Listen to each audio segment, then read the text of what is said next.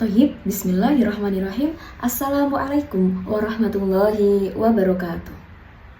Alhamdulillahirrabbilalamin. Pada kesempatan kali ini, saya dan teman-teman lainnya diberikan kesehatan serta kemudahan sehingga kita dapat menyelesaikan tugas yang diberikan, yaitu tugas pembuatan video resensi buku yang telah ditugaskan. Sebelumnya, perkenankan saya untuk memperkenalkan diri terlebih dahulu. Perkenalkan, nama saya Amila Solihah dengan nomor induk mahasiswa 21204022003 dari Program Magister Pendidikan Bahasa Arab Fakultas Ilmu Tarbiyah dan Keguruan Universitas Islam Negeri Sunan Kalijaga, Yogyakarta semester 3. Baik teman-teman, video ini dibuat untuk memenuhi tugas akhir, yaitu tugas ujian akhir semester pada mata kuliah Pengembangan Pendekatan dan Metode Pengajaran Bahasa Arab yang diampu oleh beliau Bapak dosen Dr. Nasiruddin. Adapun pada kesempatan kali ini saya akan meresensi suatu buku mengenai metodologi pengajaran bahasa Arab. Nah, buku yang akan saya resensi di sini adalah buku Metodologi Pengajaran Bahasa Arab yang ditulis oleh beliau Dr. Ahmad Fuad Effendi yang merupakan seorang dosen Fakultas Sastra Universitas Negeri Malang.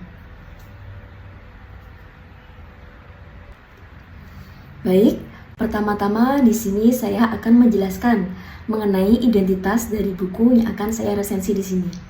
Nah, buku Metodologi Pengajaran Bahasa Arab yang ditulis oleh beliau Dr. Ahmad Fuad Effendi ini merupakan cetakan ke-7 yang diterbitkan pada tanggal 11 September 2017 oleh penerbit yang bernama Mishkat yang terletak di Kota Malang.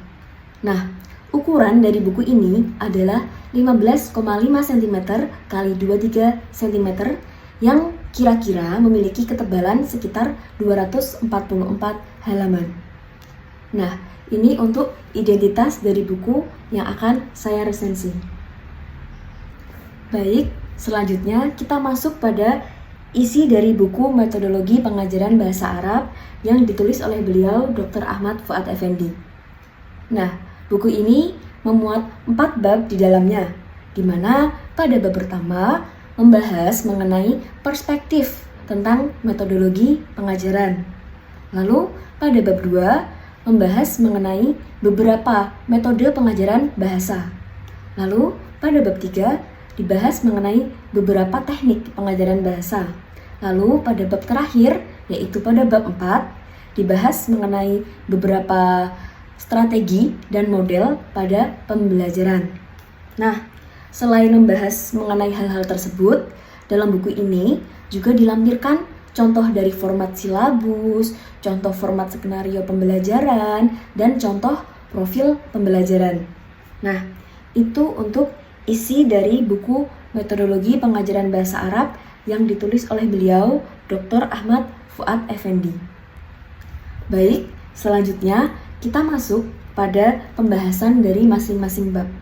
Pada bab pertama membahas mengenai perspektif tentang metodologi pengajaran, di mana di dalamnya itu memuat mengenai pengertian dari masing-masing istilah, yaitu ada pengertian dari pendekatan, pengertian metode, dan ada pengertian dari teknik.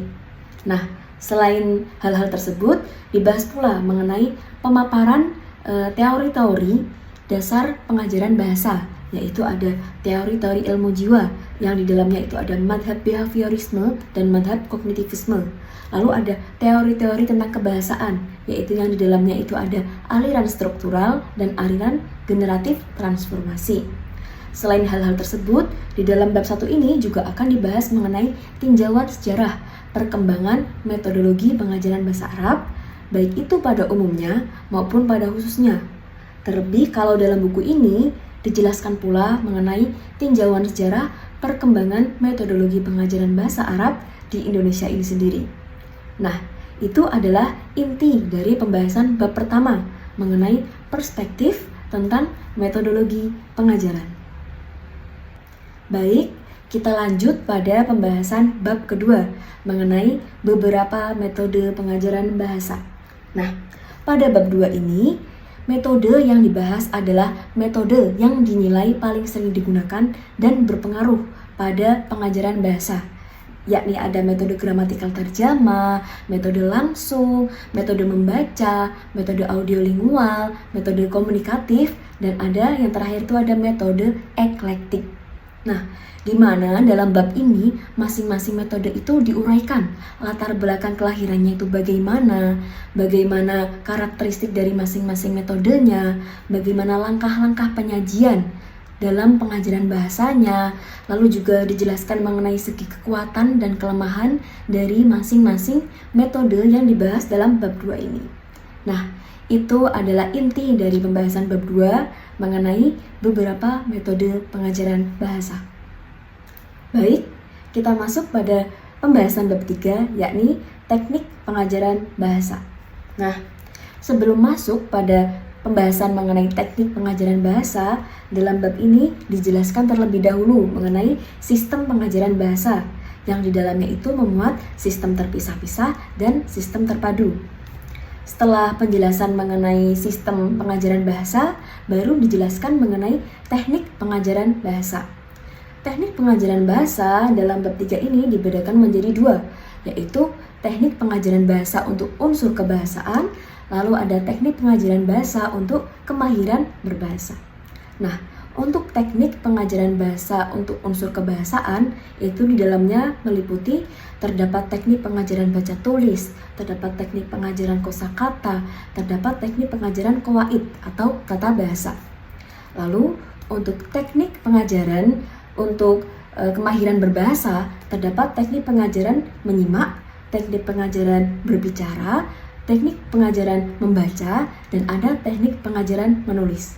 Nah, itu adalah inti dari pembahasan bab 3 mengenai teknik pengajaran bahasa. Baik, kita masuk kepada pembahasan bab berikutnya, yaitu bab terakhir pada bab 4, membahas mengenai beberapa model dan strategi pengajaran bahasa. Nah, model dan strategi pengajaran bahasa yang dibahas dalam buku ini meliputi ada KBK dan KTSP. KBK itu apa? KBK itu kurikulum berbasis kompetensi. Nah, KTSP adalah kurikulum tingkat satuan pendidikan. Nah, kemudian dalam bab 4 ini juga dibahas mengenai pembelajaran kontekstual, pembelajaran kuantum, pembelajaran kooperatif, lalu ada pembelajaran PAIKEM atau pembelajaran aktif, inovatif, kreatif, efektif, dan menyenangkan. Lalu ada pembelajaran berbasis masalah, dan yang terakhir itu ada pembelajaran bahasa berbasis komputer atau biasa disingkat dengan CALL. Nah, kemudian pada bab ini juga dibahas mengenai hubungan antar model atau strategi yang tadi sudah disebutkan dan implementasinya dalam pembelajaran bahasa Arab itu seperti apa. Nah, dan pada bab ini diakhiri dengan pembahasan mengenai penciptaan lingkungan berbahasa Arab. Nah, itu adalah inti dari pembahasan dari bab 4 mengenai model dan strategi pengajaran bahasa. Baik, selanjutnya setelah mengetahui isi dari buku Metodologi Pengajaran Bahasa Arab karya Dr. Ahmad Fuad Effendi, di sini saya akan memaparkan mengenai kelebihan dan kelemahan dari buku ini. Menurut saya, kelebihan dari buku ini ada 3. Yang pertama, di awal setiap bab dituliskan tujuan dan konsep-konsep pokok dari materi yang akan dipelajari. Contohnya seperti ini. Pada bab 3, pada tema teknik pengajaran bahasa, itu dijelaskan tujuan dari materi tersebut, lalu dijelaskan pula mengenai konsep-konsep pokok dari materi yang akan dipelajari. Nah, yang kedua, itu di akhir setiap bab terdapat bahan latihan atau evaluasi dari materi yang telah dipelajari dari masing-masing bab. Contohnya, ini pada bab kedua, pada bab beberapa metode pengajaran terdapat latihan seperti ini. Nah, untuk kelebihan yang ketiga, itu di dalam buku ini selain terdapat kajian teoritis, juga terdapat bahasan aplikatif agar pembelajar itu lebih terampil menerapkan metode dalam praktek pengajarannya. Contohnya adalah seperti ini. Ini dalam metode membaca, selain dijelaskan mengenai teorinya, juga dijelaskan mengenai contoh dari materi pengajaran membaca itu seperti apa. Lalu dijelaskan pula mengenai tes atau evaluasi dari pengajaran metode membaca itu seperti apa. Nah, itu adalah beberapa kelebihan dari buku Metodologi Pengajaran Bahasa Arab menurut saya pribadi. Nah, selanjutnya ke kelemahan dari buku Metodologi Pengajaran Bahasa Arab. Baik, untuk kelemahan dari buku ini menurut saya ada dua. Yang pertama, itu terdapat beberapa penulisan bahasa Arab yang belum menggunakan harokat. Jadi dalam buku ini terdapat beberapa yang sudah mendapatkan harokat, akan tapi terdapat juga yang belum mendapatkan harokat. Contohnya seperti ini. Nah, untuk yang kedua, kelemahannya adalah belum terdapat biografi penulis dalam buku Metodologi Pengajaran Bahasa Arab ini. Jadi belum ada biografi dari Bapak Dr. Ahmad Fuad Effendi. Nah, itu adalah kelemahan dari buku Metodologi Pengajaran Bahasa Arab. Baik, terlepas dari kelebihan dan kekurangan yang dimiliki oleh buku Metodologi Pengajaran Bahasa Arab ini, buku ini dimaksudkan untuk memberikan pemahaman, baik itu secara teoritis maupun secara aplikatif, mengenai metodologi pengajaran bahasa Arab. Nah, menurut saya pribadi, buku ini sangat direkomendasikan, baik itu untuk para mahasiswa pendidikan bahasa Arab yang mungkin akan menjadi pengajar di masa yang akan datang, dan dapat dimanfaatkan untuk para pengajar, baik itu guru, dosen, ataupun yang lainnya, baik itu di sekolah, di madrasah, ataupun di perguruan tinggi. Nah, baik, cukup sekian video resensi buku yang dapat saya sajikan. Kurang lebihnya saya mohon maaf. Syukron ala husni ihtimamikum. Wassalamualaikum warahmatullahi wabarakatuh.